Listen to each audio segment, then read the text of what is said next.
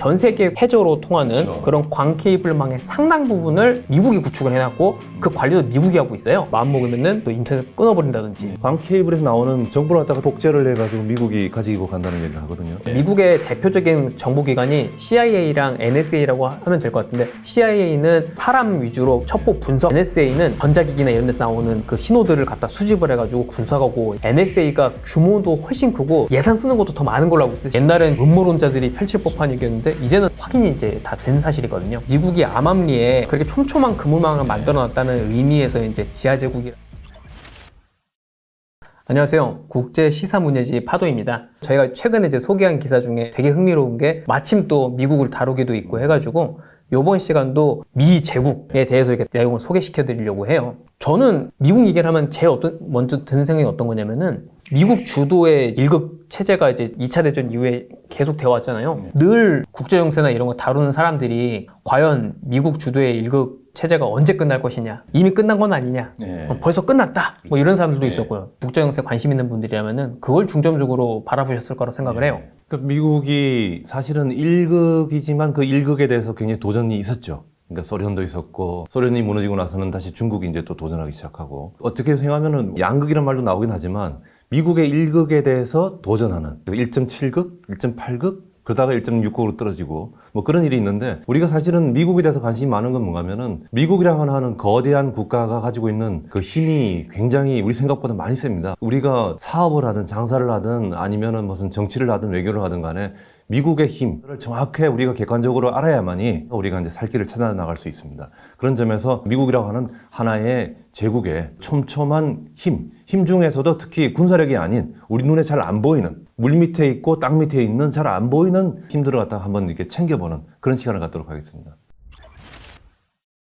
2차 대전 이후에 국제 질서의 역사는 미국이 챔피언이죠, 챔피언. 좀 챔피언이라고 좀 고풍스러운 표현을 쓰는데, 저는 이제 동네 짱 이런 역할을 하고 있다가 가끔 이제 덤비는, 그때 사실 소련까지만 해도 엄청 기세등등한 상대였었잖아요. 근데 결국은 미국이 이기고, 그래서 이제 그 이후에는 이제 미국 이길 수 있는 상대가 없구나 했다가 최근 들어서는 이제 중국이 이제 치고 올라오면서, 그래서 한동안 요새는 쏙 들어간 표현이긴 한데 G2라는 표현을 많이 썼잖아요. 생각해보면은 불과 한 5년 전? 한 그때까지만 해도 다 G2 얘기 많이 했었거든요. 그만큼 이제 미국과 그 중국의 어떤 시대가 왔다. 그리고 이제 심지어 중국은 뜨는 해, 미국은 지는 해, 이제 이런 얘기 하는 분도 많았죠. 그런데 현재까지 스코어를 보면은 아직도 미국 이기긴 어렵다. 중국이 요새 지금 상황이 또 갑자기 안 좋군요. 그런 것들도 보고 있으면은 아직까지도 미국 그 주도의 어떤 경제 세계 질서가 끝났다고 얘기하기는 좀 이르지 않나. 이제 저희가 요번에 이제 소개하려고 하는 기사는 그 최근에 미국에서 상당히 화제가 됐던 이제 신간이에요. 따끈따끈한 신간인데, 미국의 군사력 이런 것뿐만 아니라 그 소프트웨어부터 해가지고 각종 그런 IT라든지 정보라든지 소프트 파워라고 할 수 있겠죠. 그런 거 네트워크가 얼마나 촘촘한지 그런 거를 보여주고 있는 책인데, 이 책 제목이 언더그라운드 엠파이어, 지하 제국? 뭔가 암묵 그런 것보다도 미국이 암암리에 우리 눈에 보이지 않는 곳에 이렇게 네트워크를 구축을 해서 미국 없으면은 금방 소외되기 쉽게 만들어 놓은 그렇게 촘촘한 그물망을 만들어 놨다는 의미에서 이제 지하 제국이라는 예문. 근데 번역이 암암리란 번역이 참 좋네요. 그냥 지하 제국 하니까 조금 무슨 지하 뭐 좀 안 좋은 느낌 나는데, 원래 원어가 언더그라운드 엠파이어입니다. 근데 언더그라운드 엠파이어의 이 느낌에 금방 우리 김혜득께서 말씀 암암리란 표현이 제가 쓸 때는 가장 정확한 표현인 것 같아요. 이 책에서 보여주고 있는 거는 미국이 그동안에 이제 얼마나 이제 이런 방향으로 이 영향력을 많이 구축을 해왔는지, 이 저자들은 상당히 좀 이 미국 주도의 그런 일극 체제가 뒤집힐 수 있을 거라고 보는 게 상당히 회의적이더라고요. 그런 얘기를 해요. 이런 세계 질서에 들어오긴 쉬운데 정말 빠져나가긴 어렵다. 들어오는 건 네 맘대로지만 나갈 땐 아니란다. 저자들도 우리도 사실 이게 가능할 거라 생각하고 있지 않기 때문에 여기서 어떻게 빠져나갈 수 있을지 우리는 잘 모르겠다. 이런 얘기를 해요. 그럼 도대체 얼마나 그렇게 미국이 촘촘하게 그런 뭐가 그물망을 쳐놨는지 이제 그거에 대해서 이제 한번 같이 좀 알아보면 좋겠습니다.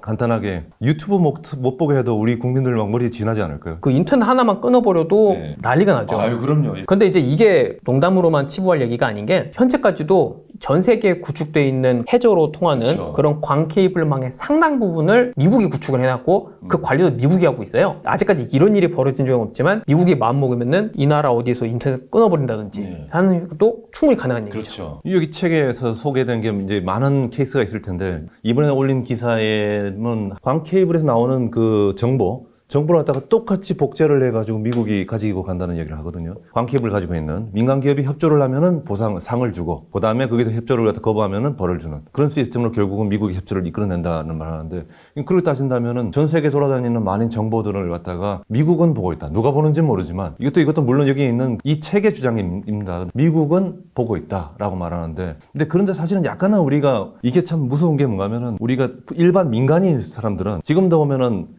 옛날에도 그렇고 이메일 같은 경우는 우리끼리 몰래 하는 거니까 아무도 안 볼 거야라는 생각을 하잖아요. 그리고 우리끼리 예컨대 어떤 음란 채팅을 한다든지 이러면서도 아무도 안 볼 거라고 그러지만은 그 위에 있는 좀 당국자들은 조금만 마음 먹으면 다 이렇게 얘들 이런 이야기 하고 있네라고 다 볼 수 있는 거거든요. 마찬가지로 국제 질서에서도 조금 중위권이라든지 하위권 정도의 나라들은 이게 엄격하지가 않아요. 그래서 뭐 이렇게 해도 다들 국가들이 착할 거라고 생각을 해요. 근데 강대국들은 사실은 어떻게 생각하면 그냥 맹수 같은 나라들이거든요. 근데 우리도 지금 예전에 좀 실수했던 것 중에 하나가 하웨이 같은 데 쓰는 이제 5G 무슨 장치 같은 게 있잖아요. 그러면은 한국 같은 경우는 5G 화웨이께 싸니까 그냥 받아들이자 하는데, 미국 쪽은 의심을 해요. 미국 쪽은 화웨이 그 칩에 뭔지 모르지만은 사용하게 되면 정보들이 새어나가는 무슨 통로 같은 게 있지 않을까라고 미국은 의심을 해요. 그리고 반대로 중국도 미국제가 들어오면은 항상 의심을 하죠. 강대국들은 자기들 해봐서 그런지 그런 짓들을 하고 있어서 그런지 몰라도 강대국들은 상대방 강대국을 굉장히 의심을 하죠.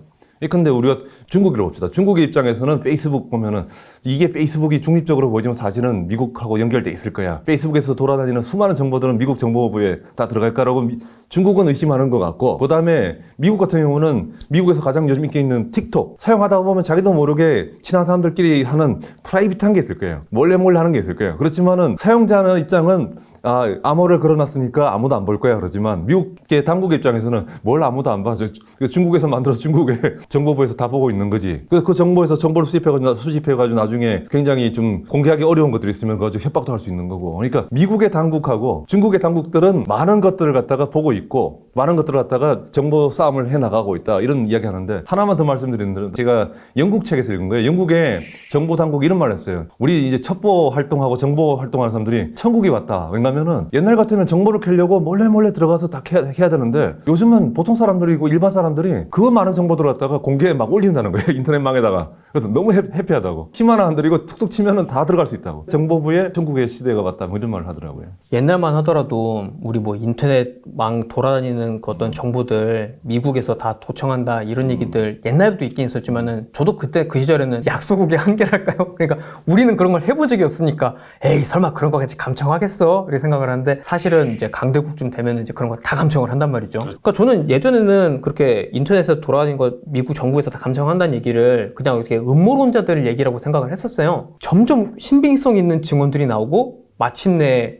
그 스노든이나 내부 고발자들이 폭로를 하면서 드러난 것들이 실제로 인터넷 회선 업체들 뿐만 아니라 뭐 애플이나 마이크로소프트나 구글이나 이런 데들도 다 이미 정부기관과의 협조하에 공개 요청이 들어오면 다 그걸 소위 이제 백도어라고 하거든요. 그러니까 이제 뒷문인데, 그렇죠. 그러니까 거기 이제 그 개구멍을 만들어놔서 정부 쪽들을 감시하는 사람들은 거기 침입을 해서 볼 수 있게 그런 것들을 만들어 놓고 있었다는 게 나중에 이제 그런 기밀문서 폭로하면서 밝혀졌거든요. 책에서도 광케이블망이 지나가는 그쪽에다가 어느 지점은 그 NSA, 그러니까 미국의 이런 신호 정보, 그러니까 미국의 대표적인 정보기관이 CIA랑 NSA라고 하면 될 것 같은데, CIA는 주로 사람 위주로 첩보 분석하고 수집하고 이런 걸 한다면은, NSA는 이제 보통 시긴트 신호 정보라고 해서 그 전자기기나 이런 데서 나오는 그 신호들을 갖다 수집을 해가지고 그걸 분석하고 이제 이런 걸 위주로 하는 거거든요. 그래서 사실은 NSA가 규모도 훨씬 크고, 제가 알기로 예산 쓰는 것도 더 많은 걸로 알고 있어요, CIA보다. 그러니까 규모도 엄청 크고요. 대신에 이제 얘네들은 그렇게 막 첩보원들이 뭐 하고 이런 방식으로 활동을 안 하기 때문에 우리가 이렇게 눈에 잘 띄지는 않지만, NSA에서 이제 이런 어떤 케이블이 때마침 그 NSA랑 협조하고 있는 이쪽 거기 사무실을 지나가면 이제 거기에서 이 케이블을, 광케이블은 구조가 이렇게 케이블이 있으면 그 사이로 이렇게 빛들이 이렇게 그 반사가 돼서 움직이는 거거든요.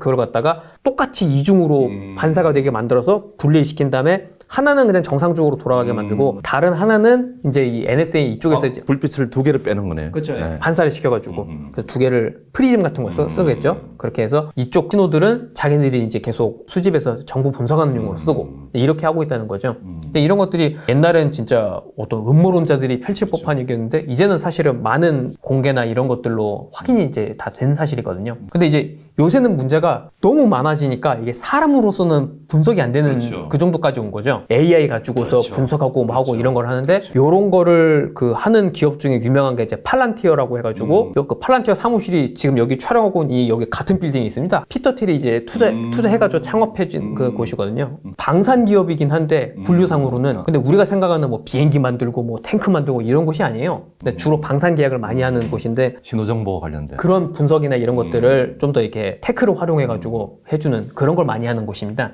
그리고 또 책에서 언급하는 대표적인 게 해외로 송금할 때 저희도 많이 쓰는 이제 스위프트 시스템이거든요. 보통 해외로 돈 받으려고 하면 그 스위프트 코드 보통 보면은 뭔가를 쓰고 나서 국가 코드, 그다음에 국내 뱅크 코드 써야 될 거예요. 일단 뭐 농협이든 하고 나서 그다음 자기 계좌 쓰죠. 그거 쓰고 나면은 날라가거든요. 한 하루 정도 걸리던가요? 금방 저기 돼요. 사실 처음에 이제 이거를 주도했던 거는 네덜란드였었는데, 근데 지금은 저자들에 따르면은 이 스위프트 네트워크의 재정적인 지원이라든지 또 그 네트워크 회원 이런 것들이 미국 그 은행들이 많이 있다는 거예요. 정부랑 어느 정도 연관이 돼 있는. 그래서 지금도 제가 알기로 그 본부는 벨기에에 자리를 보고 유럽 그 기구이긴 하거든요. 사실은 이 미국의 입김이 강력하게 미치고 있는 것이고, 그래서 스위프트 네트워크에서 이렇게 만약에 빠져버리면은 이게 해외에서 돈을 보내기가 어려워지는 거예요. 그 대표적인 사례가 이란입니다. 그 이란의 저 어떤 사람의 이야기를 들어봤는데 그 국내에서 유학하는 사람이에요. 부모님은 꽤 부유한 집인데 이란에서 이 돈을 서로 주고받는 게 학비 송금받는 게 너무 힘들다고. 이걸 다 어디에다 보내가지고 거기서 또 보내가지고 몇 군데를 거쳐야지 겨우 오게 되는 거예요. 그러니까 이 스위프트에서 한번 배제되고 나면은 돈 하나 한 50만 원 보내는 것도 굉장히 어려워지는 거예요. 지금 우린 편하죠. 지금은 그냥 코드만 딱 써가지고 돈 50만 원 딱 치면 넣으면은 그 다음날이면 도착하니까 편하죠. 그 이란 사례를 조금 부연 설명을 드리자면은, 그러니까 이제 이란이 계속 그 자체적으로 핵 개발을 해오고 이러고 있으니까 이제 미국이 이제 금융 제재 수단을 쓴 거죠. 그래서 전 세계 그 금융 네트워크인 그 스위프트에서 아예 배제를 시켜버려가지고, 그래서 하다못해 지금 학비를 보내는 것도 안 되지만은 그거보다 더 큰 거는 이제 기업들이 외국에 물건을 팔았더라도 대금을 이제 받기가 엄청 어려워지는 상황이 된 거예요. 그렇게 이제 제재가 돼버리니까 그게 이제 2010년대에 이제 그 이란 대상으로 그렇게 스위프트 네트워크에서 차단하고 제재를 했는데, 그러고 나서 이란 그 경제가 완전히 그냥 풍비박산이 났습니다. 그 사실 한국도 이란이랑 원래 예전에는 그 교류가 많이 있었고 그래가지고 이란 그 멜라트 은행 그쪽으로 이렇게 원래 그 보내야 되는 돈이 한국에서 막혀가지고 그 한 10몇 년 동안 있었던 적이 있었어요. 요번에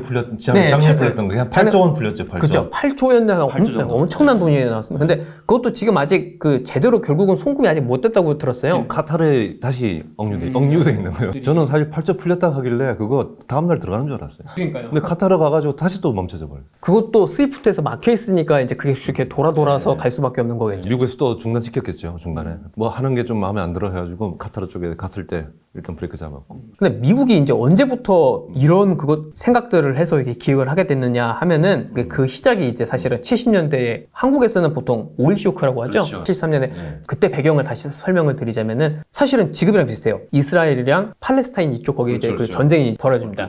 아랍 전체랑 이제 벌어져요. 그러다 보니까 이제 아무래도 산유국이 아랍 쪽에 많다 보니까 이 아랍 쪽 산유국들이 이제 저기 이스라엘 놈들 도와주는 미국이나 서방 이놈들한테는 아예 석유를 수출하지 말아버리자. 그러면 이놈들도 본대를 보여주자. 해가지고 이제 그걸 막아버렸던 게 유가가 두세 배 뭐 갑자기 뛰어버렸죠. 몇백 퍼센트 뛰었습니다. 그래서 그때 한국도 그래서 큰 타격을 입었죠.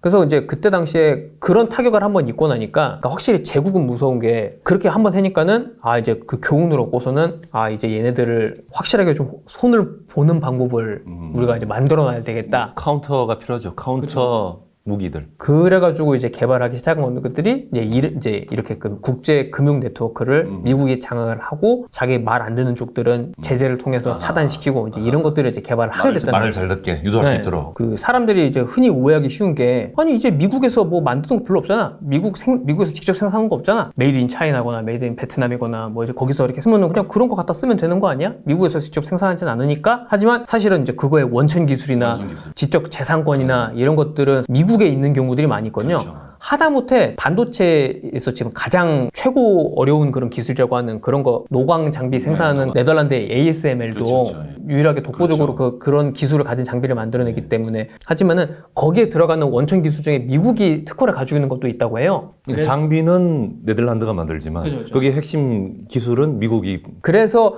미국이 중국의 이제 반도체 이 굴기 야망을 잡으려고 ASML에도 너네 중국에 수출하면 안 돼. 그러니까 아무리 기분이 나빠도 할 수밖에 없는 거. 왜냐면은 주요 지적 재산권들을 미국이 가지고 있는 것들이 있기 때문에 이런 식으로다가 미국이 이제는 주요 뭐 어떤 부품이나 이런 것들을 생산하는 나라는 아니지만 여전히 원천 기술 그리고 지적 재산권들을 가지고 있고 이걸 얼마든지 재판을 통해서 이렇게 청구를 하는 것들이 가능하기 때문에 그런 식으로 이게 통제가 가능한 거예요. 기술 통제가 무서운 것 중에 하나가 예컨대 예전에 소련 같은 경우가 미국으로부터 제재 계속 받고 있었을 거 아니에요. 그때 미국에서 반도체가 못 들어간 거예요. 그래가지고 겨우 그 사람들 기술, 그러니까 소련의 기술로 만들 수 있는 게 예컨대 ICBM이라든지 미사일을 만들고 또는 순항 미사일을 만드는데 거기에 반도체 칩을 못 넣고 대신 진공관 넣고 그랬다는 거예요. 생각을 해보세요. 여러분 그 스피커 좋아하는 사람들 보면 진공관이 얼마나 큰지 아실 텐데 그 큰 진공관 갖다가 여러 가지를 넣어가지고 미사일이 날아가고 그랬다니까요. 80년대 초까지도. 그 정도로 미국의 기술에 제재를 받는 경우가 많은 문제가 발생합니다.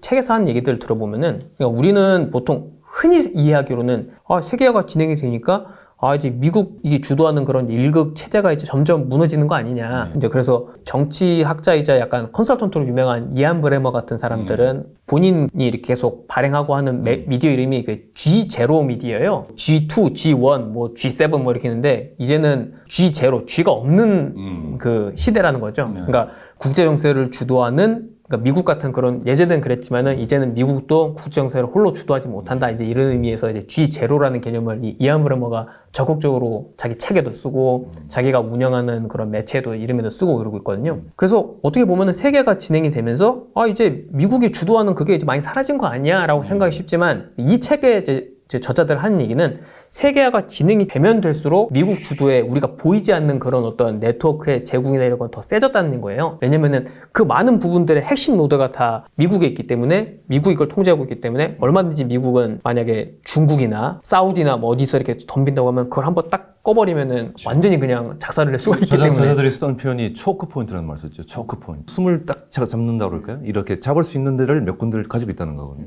지금부터 우리가 해야 될 건 뭔가면은 아까 말씀드린 대로 우리가 군사적인 것들도 촘촘하게 정말 꼼꼼하게 체크를 해봐야 돼요. 막상 러시아랑 우크라이나 전쟁을 보니까 우리가 생각하는 뭐 탱크가 몇 대고 비행기가 몇 대고 이것만 가지고 모르잖아요. 막상 열어보면 다르잖아요. 상황은 달라지거든요. 모든 강대국, 객관적인 군사력을 갖다 우리는 정확하게 체크를 해야 돼요. 어떻게 할 건지. 근데 이것만 볼 게 아니고 군사력만 있는 게 아니고 세상에는 힘이 많습니다. 아까 소프트 파워라고 말씀드렸지만은 오늘 다 이야기 나눈 거는 소프트 파워라고 하면 좀 문화적인 게 좀 강하니까 아예 용어를 하나 만들어도 좋을 것 같아요. 우리가 했던 그 중간 정도 문화적이라든지 이데올로기라든지 아니면 무슨 뉴스 미디어라든지 이런 걸 소프트 파워라고 그러고 군사력을 하드 파워로 한다면은 이건 그 중간에 뭘까요? 중간 파워인데 딱딱하지도 않고 부드럽지도 않은 좀 물컹한 꼬들꼬들한 꼬들꼬들한 뭐 그 정도의 지금 뭐 이게 또 있는데 우리가 사실은 아까 말한 딱딱한 파워, 하드 파워, 그다음에 소프트 파워 얘기는 지금까지 많이 했어요. 많이 했는데 이 중간에 있는 그 묘하게 있는 인터넷을 망을 장악한다든지 기술을 장악한다든지 그 파워에 대해서도 우리가 촘촘하게 좀 꼼꼼하게 체크를 해봐야 돼요. 체크해야지 앞으로 우리가 어떻게 처신을 해야 될 건지 대한민국이 어떻게 처신할 건지 아마 좀 도움을 받지 않을까 지혜를 찾지 않을까 그렇게 생각합니다. 한국은 결국은 뭐 무역 못하면 망하는 나라이기 때문에 나라죠. 그런 측면에서도 어디에 이런 네트워크가 있고 여기를 이제 한국도 어떻게 관리를 할 것인가 메커니즘이 있는지 그리고 알고 잘 계속 관심을 갖고 하는 게 중요하다고 생각이 돼요. 그렇다고 해서 이게 꼭 영원히 영속할 수 있냐면 또 그건 아니거든요. 이제 여기저기서 이제 이런 것들을 계속 불식시키려고 하는 움직임들이 있어요. 사실은 중국이 전략적인 차원에서 그런 걸 가장 잘 노력을 하고 있긴 하고요.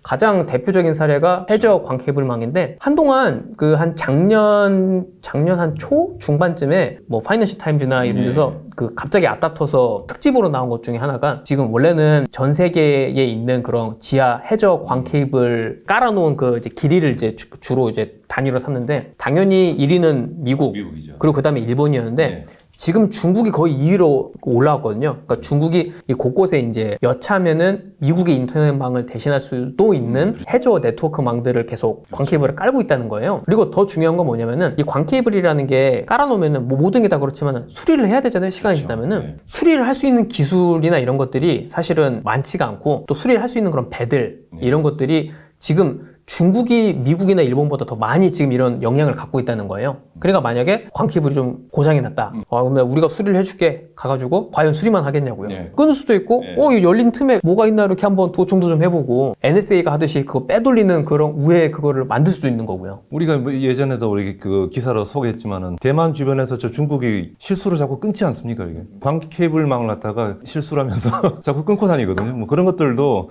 그게 실수인지 아닌지 모르겠지만 그 기사는 그런 기사가 있었죠. 그리고 저는 사실 개인적으로는 특히 한국이 지금 옛날에는 사실 뭐 한국 인터넷망 뭐 세계 최고다 뭐 이런 얘기 많이 했었지만 그거 다 10년, 20년 전 얘기고 지금은 이제 전 세계적으로 인터넷 그 브로드밴드 그런 밴드위스 조사를 해보면은 한국은 이제 한 5위 바깥인가 그래요. 옛날에는 한 20년 전 그때만 해도 그때 설비 투자를 많이 해가지고 그때는 진짜 세계 1위였지만 이젠 더 이상은 그렇지 않거든요. 그리고 또 하나 이제 우리가 미국이 언제나 영원하지 않다는 게 국정치는 영원한 것도 없고 끊임없는 싸움이고 경쟁인데 그 스위프트 아까 말씀했잖아요.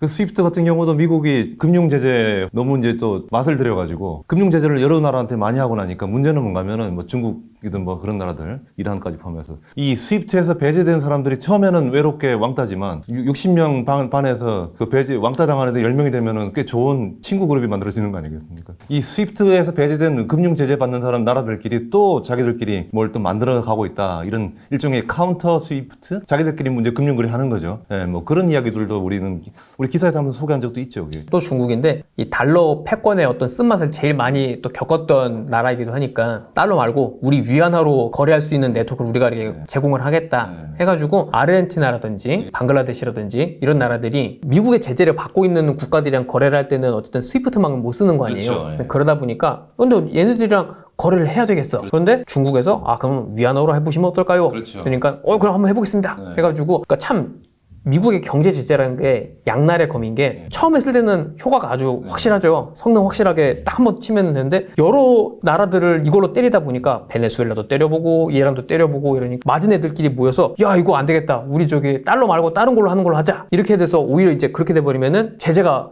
작동을 안 하는 물론 중국이 특히 요새 경제적으로 많이 어려워지고 그래서 흔들리는 건 사실이지만 그래도 현재까지 중국이 가장 그래도 전략적으로 이 미국 주도의 어떤 그 경제 세계 질서를 갖다가 한번 뒤집어 보려고 시도를 많이 하고 있고 그래서 이런 부분들은 앞으로도 눈여겨보고 관심을 가질 필요는 있다고 생각을 합니다. 이게 결국은 이게 참 그렇긴 한데 결론은 역시 아직도 미국이 최고입니다. 약간 이걸로 가는 느낌이 있긴 있어요. 그러나 영원할 수는 없기 때문에 우리는 지켜봐야 된다. 그렇죠, 그렇죠. 제재라는 것도 사실 요번에 러시아도 우크라이나 침공을 했을 때 미국이 제재를 세게 때렸지만 아직까지 그렇게 눈에 띄게 흔들리는 모습이 보이진 않거든요. 왜냐면은 그게 가능한 거는 결국은 인구와 어떤 땅덩어리랑 그다음에 갖고 있는 자원들이랑 이런 것들이 아직까지 있기 때문에 가능한 거거든요. 이 책에서도 하는 얘기가 물론 이제 저자들은 이 미국 주도의 어떤 이런 패권이 쉽게 바뀌지 않을 거라고 보고 있긴 하지만 만약에 이걸 뒤집을 수 있는 상대가 나온다면은 이 상대는 두 가지 조건을 가지고 있어야 된다고 얘기를 해요. 첫 번째는 일단은 석유 같은 천연 자원 어느 정도 확보를 할 수 있는 그러면서도 내수 시장이 커야 된다. 큰 내수 시장이 있어줘야 된다는 거고 두 번째 조건은 미국 주도 이 세계 질서를 거스르려고 하면은 분명히 이제 미국이 싸움을 걸어올 것인데 이럴 때 스스로를 방어할 수 있는 수단이 갖고 있어야 된다는 거죠. 사실은 여기에 가장 부합하는 나라가 중국이긴 해요. 근데 말씀하셨다시피 어떤 국제 질서라는 게 꼭 어느 한 상태로 영원히 계속되는 게 아니고 계속 잠깐 한 10년만 두고 봤을 때는 별로 안 움직인 것 같이 보이더라도 20년, 30년 되면 또 크게 바뀌는 것이 국제 정세이므로 얼마든지 뒤집힐 수도 있고 또 그리고 그러려는 시도들이 계속되고 있다는 거. 오늘 시간은 이제 또 미국 제국이라는 게 우리 단순히 보이는 것만 뿐만 아니라 얼마나 강력한지를 살펴보는 지하제국이라는 책을 소개한 글을 소개해드렸고요. 관련 기사들 링크에서 보실 수 있으니까 꼭 클릭해서 읽어보시기 바랍니다. 다음 시간에도 또 좋은 기사들과 함께 찾아뵙도록 하겠습니다. 감사합니다. 네, 고맙습니다. 테크 트렌드를 뺀 내년 트렌드 전망이 무의미해졌습니다. 어떤 트렌드도 IT 트렌드의 중력을 벗어날 수 없습니다. 그래서 티타임즈가 준비한 2024 IT 트렌드 강좌 LLM이 모든 것을 집어삼킨다. 2024년은 챗 GPT를 만든 초거대 언어 모델 LLM이 모든 기기, 모든 서비스에 스며드는 원년이 될 것입니다. LLM이 스마트폰 이후 최대의 하드웨어 전쟁, 인터페이스 전쟁을 촉발할 것입니다. LLM이 모든 것을 집어삼킬 2024년, 우리는 어떻게 비즈니스 기회를 발굴해야 할까요?